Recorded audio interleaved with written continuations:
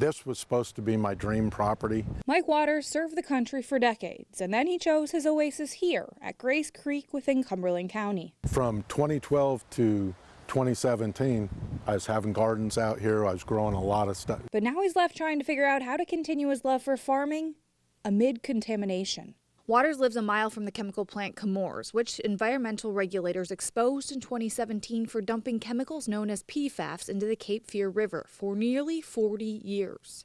How can I safely grow vegetables knowing that it's still coming down in the rain and the air, dependent on which way the wind blows? In addition to Waters, the state tells me nearly 7,000 residential wells have tested positive for PFAS. It's also estimated another 350,000 residents downstream get their drinking water directly from the Cape Fear River.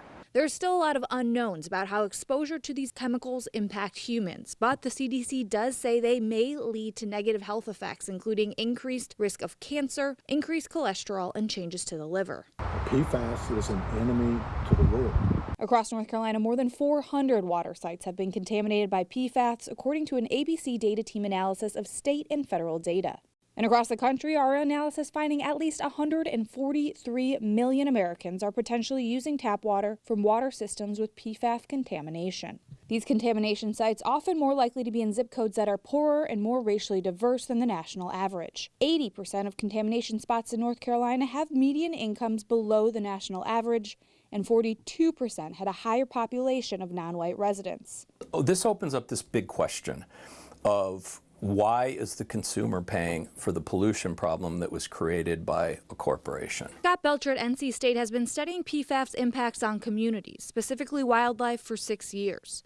His work has found exposed alligators appear to have changes to their immune system, a finding that might help shed light on future impacts to humans. Really important issues that we do need to address, and it's not going to be our children or our grandchildren, it's going to be our generation that is dealing with the consequences. Public utility companies in Eastern Carolina are spending millions to filter out the chemicals. And Chemours told ABC 11 in a statement it is working to address discharges near its Fayetteville facility, as well as PFAS air emissions.